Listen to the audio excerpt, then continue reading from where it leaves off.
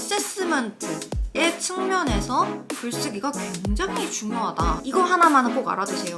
글쓰기는 어학 공부의 중추예요, 중추. 이게 안 되면 다른 부분에서도 반드시 어떤 문제가 발생해요.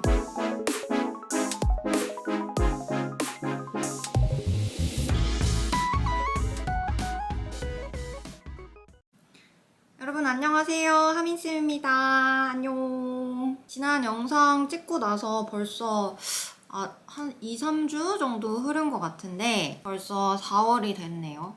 여러분 잘 지냈어요? 지금 6월 이재유가 여러분 다가오고 있잖아요. 그래서 일본 유학 시험을 준비하는 친구들은 사실 이 무렵이 제일 좀 불안하기도 하고 마음이 싱숭생숭해요. 왜냐면은 날이 풀리고 따뜻해지고 있잖아. 그 꽃도 피고 그러니까 막 마음이 이렇게 둥둥 뜬단 말이죠. 그래서 지금 현강 나오는 제 학생들도 꽃 좀 안 폈으면 좋겠대. 지금 이제 많이 불안하고 내가 잘하고 있는 건가? 이런 마음도 들고 막 놀고 싶기도 하고 그럴 텐데 여러분 그럴 때 위기에 강해야 돼. 그러니까 지금 같은 시기에 마음을 좀 다 잡고 나만 불안한 게 아니다. 내가 이렇게 힘들 때는 남들도 다 불안하다 라는 생각으로 여러분 기운을 내세요.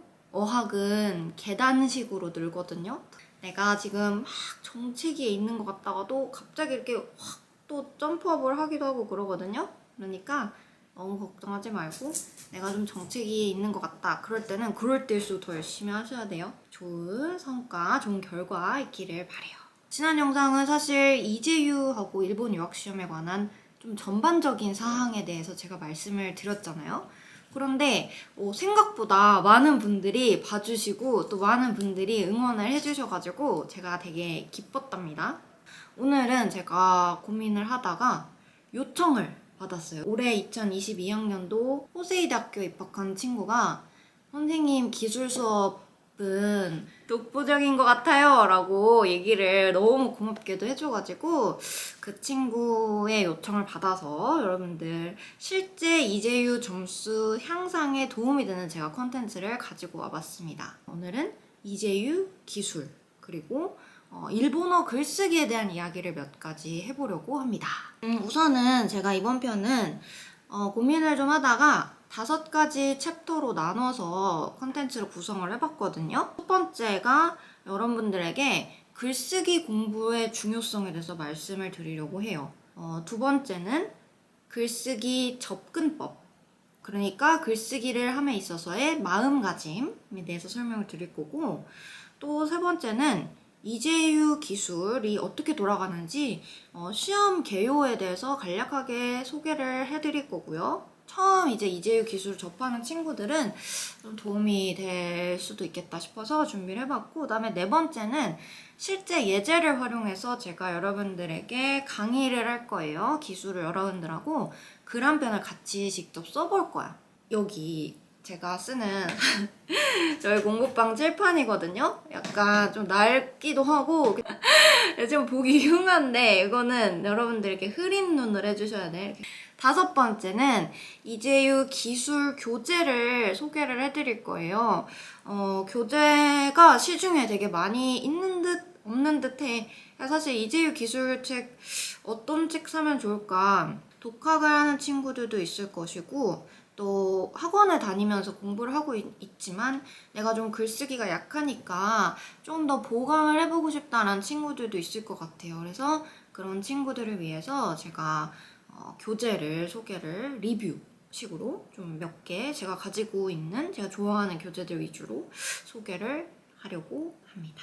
첫 번째, 글쓰기의 중요성에 대해서 설명을 드려볼게요. 이게 일본어 글쓰기가요, 여러분 반드시 꼭 이재유에만 써야 되는 건 아니고 사실 제가 통번역대학원, 한국외대 통번역대학원 출신인데 통번역대학원을 준비하시는 수험생분들이나 실제로 필드에서 번역을, 저도 번역 일을 이렇게 프리랜서로 받아서 하고 실제로 하고 있고요. 그런데 번역을 할 때 가장 부닥치는 게 약간 나의 글쓰기 스킬적인 부분인 것 같아요. 어학 공부하는 사람들에게 있어서는 영원한 숙제가 아닐까라는 생각이 들거든요. 그리고 또 여러분들이 대학에 가서 레포트를 쓰거나 하셔야 될 거고. 네, 그래서 이번 영상은 꼭 이재유를 지금 준비하고 계신 일본 유학 준비생들 뿐만 아니라 통대 입시생들도 그렇고 또 실제로 일본어 작문을 하실 기회가 있으신 분들, 대학에서 레포트를 써야 한다거나 일을 하시면서 보고서 같은 거 작성하셔야 되는 분들, 그리고 또 특히 제가 염두에 두고 있는 거는 일본어 티칭 하시는 분들 있죠. 필드에서 번역을 막 하셔야 되는 분들, 하여간 정말 일본어 작문이 필요하신 분들은 굉장히 각게 뻗어 계신다고 제가 생각을 하는데, 그런 분들 두루두루 도움이 되게끔 제가 한번 콘텐츠 짜보고 한번 영상 준비해봤으니까 한번 끝까지 시청을 해주세요. 자, 그러면 첫 번째 우선 글쓰기의 중요성이라는 부분을 말씀을 드릴게요. 처음에 저한테 이제 일본어 배우러 오는 친구들이 다 공통되게 하는 얘기가 있어요. 쌤 이거 꼭 해야 돼요. 저 기술 버리면 안 돼요. 뭐 이런 분들도 있고, 글쓰기가 왜 중요한지 그 중요성에 대해서 인지를 못하고 있는 친구들이 되게 많아서 되게 안타까워요. 학원에서도 크게 강조하고 있는 것 같지는 않아요. 그래서 제가 많이 안타까운데, 왜 그러면 이거를 왜 공부해야 되느냐. 저는 제 학생들한테 정말 강조를 많이 하고 있는 게 글쓰기이기 때문에 이 부분에 대해서 다시 한번 좀 영상을 만들면서도 제 스스로 다시 생각을 해봤는데, 평가, 어세스먼트의 측면에서 글쓰기가 굉장히 중요하다라고 저는 생각을 해요. 자, 뭘 평가하느냐? 그 사람의 전반적인, 총체적인 일본어 실력, 세세하게 다 들여다볼 수가 있거든요. 이게 왜 그러냐면, 글쓰기가 어느 나라의 말로 글을 쓰든지 간에 그 나라 말, 그 어학의 중추적인 역할을 한다고 저는 생각을 해요. 핵심인 거야. 그러니까 글쓰기가 늘면 다른 과목들이 다 늘고, 다른 어떤 과목에서 안 되는 부분의 문제점을 글쓰기에서 찾을 수 있기도 하고 그렇거든요.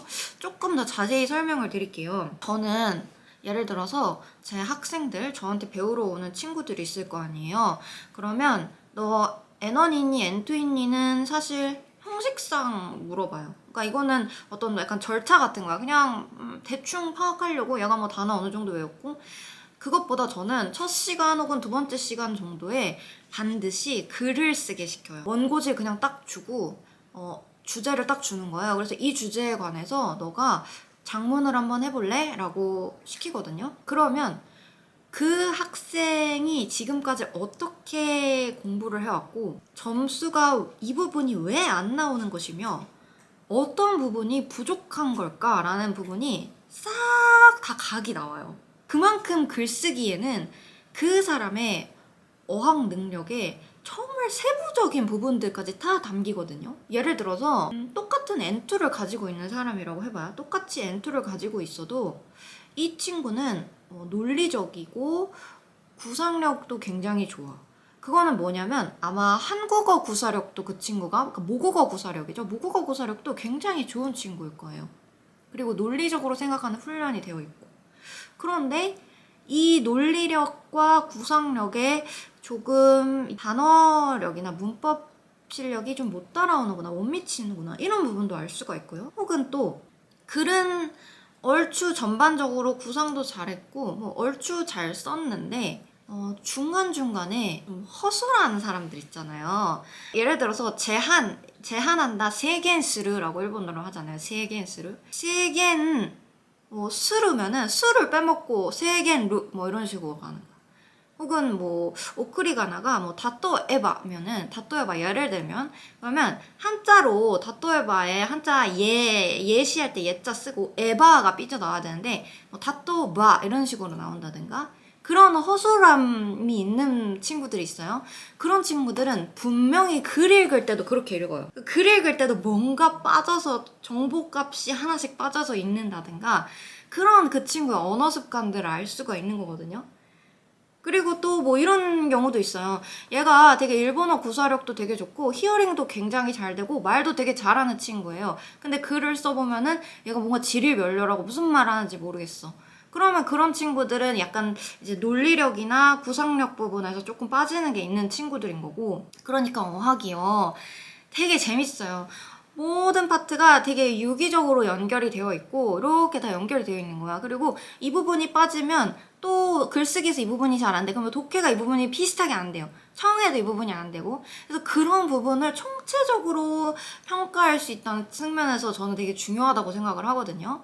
이거는 비단 티칭하는 사람만이 아니고 스스로도 해볼 수 있어요. 여러분들이 글을 한번 써보는 거예요. 그리고는 자신의 내가 쓴 글을 독자의 마음이 돼서 한번 읽어보세요. 그러면은 내가 어떤 문제가 있을까는 여러분이 전문가가 아니어도 한번 좀 객관적으로 보려고 노력을 해본다면 얼추 보이는 게 있을 거예요. 그리고 본인들이 공부하면서 느꼈던 이런 과목에 이 부분이 어렵다라고 생각했던 부분하고 글쓰기에서 안 되는 부분이 좀 맞닿아 있는 걸 느끼실 수가 있거든요. 그래서 그게 제가 생각하는 글쓰기의 중요성 첫 번째예요. 그 다음에 두 번째로는 글쓰기는요, 모든 생각의 기틀을 만들어요. 이 생각을 자신이 그리고 뭘 배울 때 하는 생각 있죠. 그냥 진짜 thinking. 이거를 내가 얼마나 구조화하고 또 얼마나 논리적이고 얼마나 짜임새 있는 생각으로 발전시켜 나가고 있는가. 그리고 내가 이걸 받아들일 때 이해력이 어느 정도 되는가. 이런 부분을 글쓰기를 통해서 키워나갈 수가 있어요. 그리고 이 능력은 어디로 연결이 되냐면 여러분의 독해력으로 연결이 돼요. 그리고 이 독해력, 그렇게 해서 키워진 여러분의 독해력은 어디로 연결이 되냐면요, 듣기로 연결이 되는 거예요. 그러니까 정말 어학이요, 하나 판다고 해서 되는 게 아니고 여러 가지를 두루두루 골고루 하셔야 되는 게 제가 생각하는 어학 공부의 참 멀리 가는 듯 하면서도 가장 빠른 지름길이거든요. 어쨌든 이렇게 저는 생각을 하는데 어느 정도 전달이 됐을지는 모르겠으나, 그러니까 여러분이 어학에 이거 하나만은 꼭 알아두세요. 글쓰기는 어학 공부의 중추예요, 중추. 그러니까 내가 설명하는 거를 다 이해 못해도 괜찮아. 글을 쓸 줄 알면, 글쓰기가 늘면, 중추니까 글쓰기가 늘면 다른 과목은 다 자연스럽게 늘 수밖에 없어. 말하기도 늘고요, 독해도 늘고요, 청해도 늘어요. 다 늘어요. 다 같이 느는 거예요. 그러니까 글쓰기는 정말 꼭 여러분들이 하셔야 되는 부분이고, 이게 안 되면 다른 부분에서도 반드시 어떤 문제가 발생해요. 그 문제가 정확히 뭐 어떤 문제인지는 영상에서는 세세하게 다 말씀을 드릴 수는 없지만 그거는 꼭 좀 알아두셨으면 좋겠어요. 그러면 여러분들이 이쯤에 이 정도 내가 얘기했으면 글쓰기가 왜 중요한지는 이해를 하셨을 거라고 생각을 해요. 그러니까 티칭 하시는 분들도 꼭 학생분들 글쓰기를 꼭 한번 확인을 해보셨으면 좋겠어요. 그냥 무턱대고 독해만 가르치고 무턱대고 문제 푸는 법을 가르치기보다 글을 좀 쓰는지 어느 정도 쓰는지 를 확인을 해보시면 좀 도움이 되지 않을까. 이 학생을 평가하는데 이 학생을 평가하고 좀 올바르게 진단하는 데 있어서 도움이 되지 않을까라고 제가 생각을 합니다.